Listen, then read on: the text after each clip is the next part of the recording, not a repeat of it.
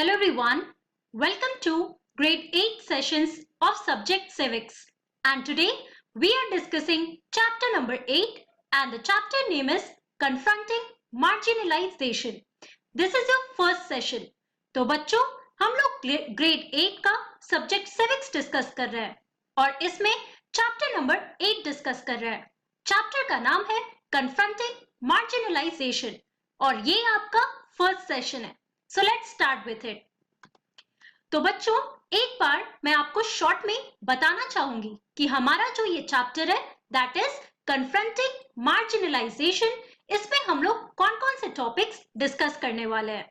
सबसे पहले हम समझने वाले हैं अबाउट कन्फ्रंटिंग मार्जिनलाइजेशन. किस चैप्टर में हम बेसिकली हमारा बेसिक अंडरस्टैंडिंग क्या होने वाला है. Then we are going to talk about invoking fundamental rights. After that, laws for the marginalized, then promoting social justice, protecting the rights of Adivasis and Dalits. And at last, we are going to talk about Adivasis and the 1989 Act. तो ये सारे important topics हैं जो हम इस chapter में समझने वाले हैं. Okay? तो बच्चों अगर हम रिवाइंड करें तो लास्ट चैप्टर में आप लोगों ने समझा अबाउट मार्जिनलाइजेशन. जो हमारे चैप्टर का नाम था दैट इज अंडरस्टैंडिंग मार्जिनलाइजेशन. और अगर उस चैप्टर की बात कर रहे हैं तो उसमें हम लोगों ने दो ग्रुप्स के बारे में पढ़ा. पहले आदिवासी के बारे में और फिर मुस्लिम कम्युनिटी के बारे में.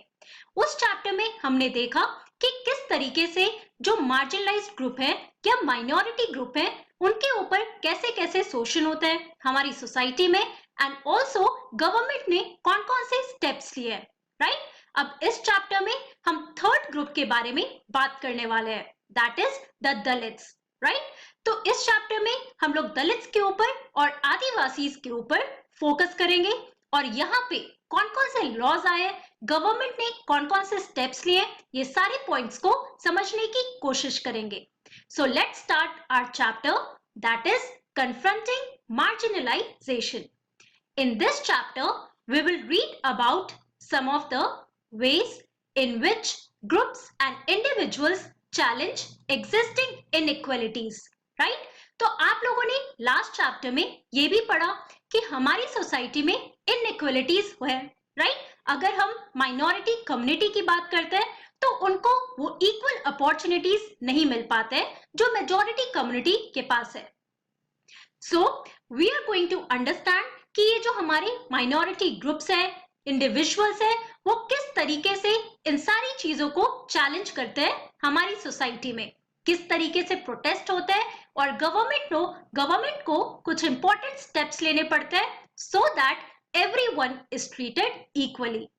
Adivasis, Dalits, Muslims, women and other marginal groups argue that simply by being citizens of a democratic country, they possess equal rights that must be respected.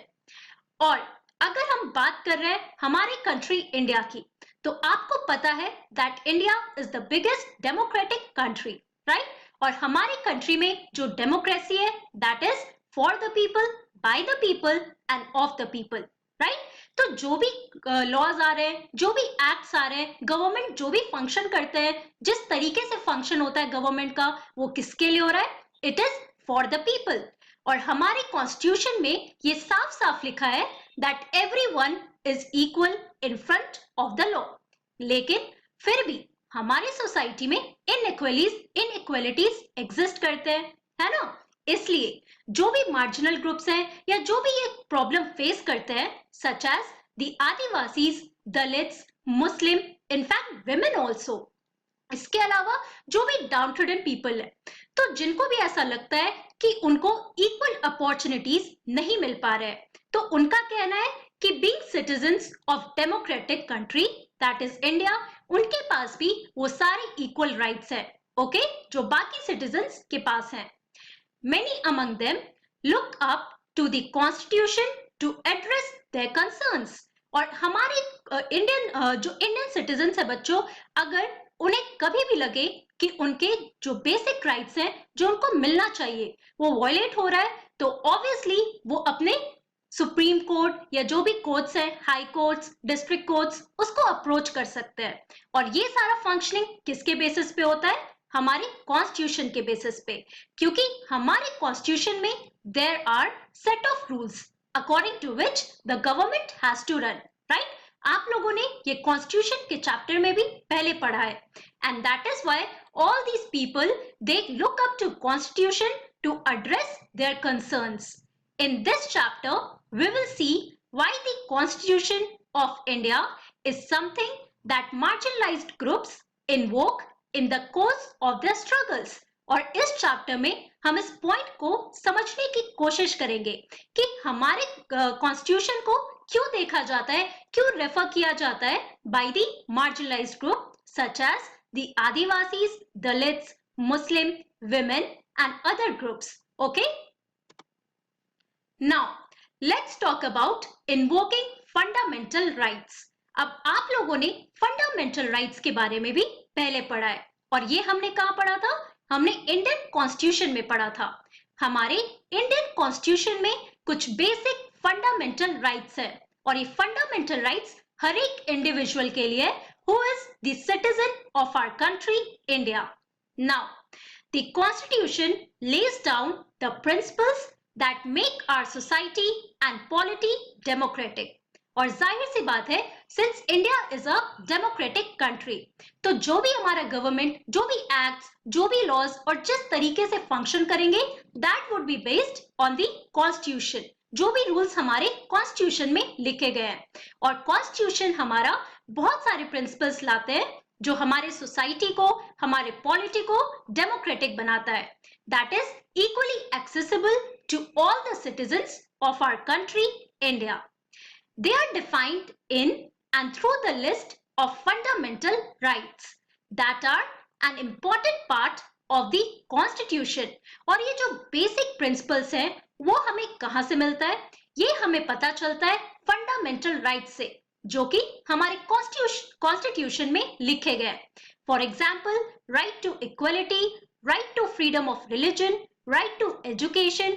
तो ऐसे जितने भी राइट्स है बच्चों, ये हमारे बेसिक फंडामेंटल राइट्स है, और इसको किसी कोई भी बेसिस पे, चाहे वो कास्ट बेसिस पे हो, रेस बेसिस पे हो, कलर ऑफ स्किन के बेसिस पे हो, कोई भी डिस्क्रिमिनेट नहीं कर सकता है, राइट? ये हमारे कॉन्स्टिट्यूशन का फंडामेंटल राइट्स है जो हर एक इंडिविजुअल को मिला हुआ है. Now, these rights are available to all Indians equally.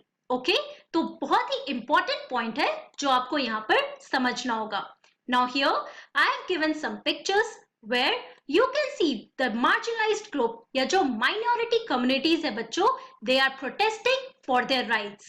अगर उन्हें लगता है कि उनके हिसाब से या उनके कम्युनिटी के लिए कुछ अच्छा नहीं हो रहा है, so they are free to protest in our country. वो अपने बेसिक राइट्स के लिए हमेशा लड़ सकते हैं और हमेशा वो गवर्नमेंट से बात कर सकते हैं. ओके,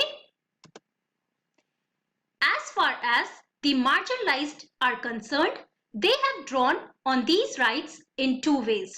तो हमारे जो फंडामेंटल राइट्स है, जैसे यहाँ पे आप इस पिक्चर में देखो, कौन कौन से हमारे basic fundamental rights? So it is right to equality, that everyone is equal in front of the law. किसी के साथ कोई डिस्क्रिमिनेशन नहीं किया जा सकता. उसके अलावा राइट टू फ्रीडम, हमारे कॉन्स्टिट्यूशन में सबको राइट टू फ्रीडम मिला है to express themselves. Apart from that, right against exploitation, जो हमारी सोसाइटी में आज तक होता है, और ये हमारे कॉन्स्टिट्यूशन का फंडामेंटल राइट्स है कि किसी को भी एक्सप्लॉइट नहीं किया जा सकता on the basis of their gender, on the caste, colour, race, ethnicity, religious minorities हैं, उनके ऊपर भी किसी तरीके का एक्सप्लॉयटेशन नहीं किया जा सकता. ओके, उसके अलावा right to freedom of religion, then cultural and educational rights, और लास्ट है हमारा राइट टू कॉन्स्टिट्यूशनल रेमेडीज. तो ये हमारे कॉन्स्टिट्यूशन में बेसिक राइट्स है. Okay, so please remember the names here. Okay, now let us see कि हमारी सोसाइटी में किस तरीके से मार्जिनलाइज्ड ग्रुप इन राइट्स को यूज करते हैं. So first, by insisting on their fundamental rights, they have forced the government to recognize the injustice done to them. So सबसे पहले वो अपने फंडामेंटल राइट्स को इंसिस्ट करते हुए गवर्नमेंट को ये बताते हैं कि उनके साथ जो भी इनजस्टिस हुआ है वो इस चीज को रिकॉग्नाइज करें. उसके अलावा second, they have insisted that the government enforce these laws. और इन राइट्स के थ्रू बहुत सारे लॉज हमारे कंट्री में बनाए गए हैं for the protection of the minorities, जिसके बारे में लास्ट चैप्टर में भी आप लोगों ने पढ़ा है, राइट? तो ये सारे इंपॉर्टेंट लॉज को इन्फोर्स करने के लिए गवर्नमेंट को इंसिस्ट किया जाता है. किसके द्वारा? माइनॉरिटी या मार्जिनलाइज्ड ग्रुप के द्वारा, जो कि आदिवासी या ट्राइबल ग्रुप्स है या फिर जो रिलीजियसली माइनॉरिटी ग्रुप है. अगर हम अपने कंट्री की बात करते हैं तो ऐसे बहुत सारे कम्युनिटीज हैं. आप लोगों ने मुस्लिम कम्युनिटी का एग्जाम्पल पढ़ा था लास्ट चैप्टर में. उसके अलावा पारसीज, क्रिश्चियंस, बुद्धिस्ट, ऐसे बहुत सारे रिलीजियस माइनॉरिटी ग्रुप है जो कभी भी अपने फंडामेंटल राइट्स के लिए अपने कॉन्स्टिट्यूशन को रेफर कर सकते हैं. In some instances the struggles of the marginalised have influenced the government to frame new laws in keeping with the spirit of the fundamental rights. और कभी भी किसी भी माइनॉरिटी ग्रुप को ऐसा लगता है कि उनके जो फंडामेंटल राइट्स हैं वो वायलेट हो रहे हैं, तो वो क्या करते हैं? वो हमेशा प्रोटेस्ट करते हैं. किसके अगेंस्ट? गवर्नमेंट के अगेंस्ट. क्यों? क्योंकि उन्हें लगता है कि गवर्नमेंट पावर में है और गवर्नमेंट ही उनकी बातों को समझ सकते हैं, और इसलिए वो ऐसे लॉज लाए ताकि उनके राइट्स को प्रोटेक्ट किया जा सके. ओके, नाउ स्टूडेंट्स, यहाँ पे आप देख सकते हो this is the picture of preamble. और प्रीएम्बल क्या है? हमारे कॉन्स्टिट्यूशन का इंट्रोडक्शन है, राइट? जिसमें साफ साफ लिखा है that we the people of India having solemnly resolved to constitute India into a sovereign democratic republic. Okay, socialist also, justice, liberty, equality, ये सारे पॉइंट्स हमारे प्रीएम्बल में दिए गए. Okay, article 17 of the constitution states that untouchability has been abolished. अब आपको ये भी पता है कि हमारे कॉन्स्टिट्यूशन में बहुत सारे आर्टिकल्स है, राइट? और उनमें से एक आर्टिकल है जिसका नाम है आर्टिकल 17. और जो आर्टिकल 17 है बच्चों, वो क्या कहता है? वो हमें बताता है about the abolition of untouchability. Again, untouchability के बारे में आप लोगों ने पहले पढ़ा है, राइट? जो अनटचेबल्स है, जिनको हमारी सोसाइटी में कास्ट सिस्टम में सबसे नीचे रखा गया है, राइट? तो एंशिएंट टाइम से हमारी सोसाइटी में अनटचेबिलिटी प्रैक्टिस किया जाता था.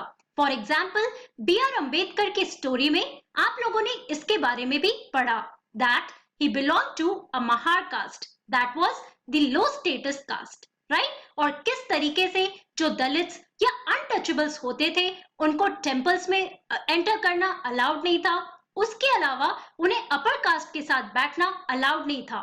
तो उनके साथ बहुत सारी चीजें ऐसी होती थी जो फॉरबिडन होती थी, राइट? जिस चीज के लिए उन्हें साफ मना किया जाता था. लेकिन हमारे कॉन्स्टिट्यूशन में इस एक्ट को, इस चीजों को अबॉलिश किया गया, and that is your article 17, that is untouchability, abolition of untouchability. Okay, what this means is that no one can henceforth prevent Dalits from educating themselves, entering temples, using public facilities, etc. अब जो भी चीजें हमारी society में पहले practice होती थी Dalits के अगेंस्ट, वो सारी चीजें अबॉलिश कर दी गई इस आर्टिकल के तहत. ओके, मतलब दलित्स हमेशा अपने आप को एजुकेट कर सकते हैं. They have the right to education. वो एंटर कर सकते हैं टेम्पल्स के अंदर, और जो भी पब्लिक फैसिलिटीज है जो हर एक इंडिविजुअल को प्रोवाइडेड है वो उनके लिए भी है. Okay, it also means that it is wrong to practise untouchability and that this practice will not be tolerated by a democratic government. ये हमारे गवर्नमेंट में या हमारे कॉन्स्टिट्यूशन में एक पनिशेबल क्राइम है. और कोई भी अगर अनटचेबिलिटी प्रैक्टिस करता है सो उनके लिए बहुत सारे रेपरकशंस हो सकते हैं, राइट? उन्हें जेल भेजा जा सकता है या कुछ फाइन भी लग सकता है. तो इसलिए हमारे गवर्नमेंट में या हमारे कॉन्स्टिट्यूशन में अनटचेबिलिटी को एज अ क्राइम देखा गया है, that is a punishable crime. Okay, now this is the picture of our constitution and also a picture showing कि किस तरीके से अनटचेबिलिटी प्रैक्टिस किया जाता था, कि अगर उन्हें पानी भी देना है तो जो अपर कास्ट के लोग होते थे वो हमेशा एक डिस्टेंस मेंटेन करते थे दलित से या अनटचेबल से. ओके, तो बच्चों आज की क्लास में हमने क्या पढ़ा? In today's class we talked about confronting marginalisation. तो हमने देखा कि हम इस पूरे चैप्टर में कौन-कौन से इंपॉर्टेंट पॉइंट्स समझने वाले हैं, कि किस तरीके से जो दलित्स या मार्जिनल ग्रुप्स हैं वो अपने राइट्स को इन्वोक करते हैं और गवर्नमेंट को फोर्स करते हैं कि उनके जो फंडामेंटल राइट्स है उसको प्रोटेक्ट किए जा सके. Also we talked about invoking fundamental rights, जिसमें हम लोगों ने पढ़ा कि हमारे कॉन्स्टिट्यूशन में कुछ बेसिक फंडामेंटल राइट्स है that are provided equally to every citizen of our country. और उसमें आर्टिकल 17 के बारे में बताया, that means abolition of untouchability, जो हमारे सोसाइटी में प्रैक्टिस किया जाता है. ओके, और आज के डेट पे untouchability is a punishable crime. So that's all for today. In our next class, we are going to talk about this topic, जिसमें हम लोग दलित्स, अनटचेबल्स के ऊपर फोकस करेंगे और देखेंगे किस तरीके से अनटचेबल ग्रुप या मार्जिनलाइज्ड ग्रुप इस चीज पे रिएक्ट करते थे. Okay, so thank you very much. Have a nice day.